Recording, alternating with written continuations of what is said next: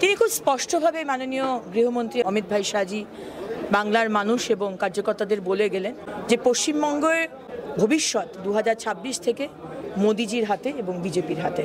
বাংলার মানুষ পরিবর্তন চাইছে এবং যে ধরনের সংস্কৃতি আমরা আগে কখনো দেখিনি, এক তো কর্মসংস্থান নেই, ছেলেমেয়েরা সবাই বাইরে চলে গেছে, চিকিৎসার ব্যবস্থা নেই, বোমবাজি, মহিলাদের উপর অত্যাচার, এবং দুদিন আগে যেটা দেখলাম দিদিমণির কোলের ভাই অনুব্রত মণ্ডল যে ভাষায় আক্রমণ করলেন, তাকে আপনি অ্যারেস্ট করবেন না, সে মহিলাদের আক্রমণ এবং অশ্রাব্য ভাষায় কথা বলার পরেও, তাহলে এটাই বুঝতে হবে মুখ্যমন্ত্রী আপনি মহিলাদের নিয়ে চিন্তা করেন না, আপনি অনুব্রতকে ভয় পান কোনো একটা কারণের জন্য, আপনার কোনো সিক্রেট কথা অনুব্রত জানে, অনুব্রত যদি মুখ খোলে আপনার বিপদ হবে, আপনি সেই কারণে তাকে জেলে ভরছেন না। বাংলা হান্টের আরো খবর দেখতে নজর রাখুন।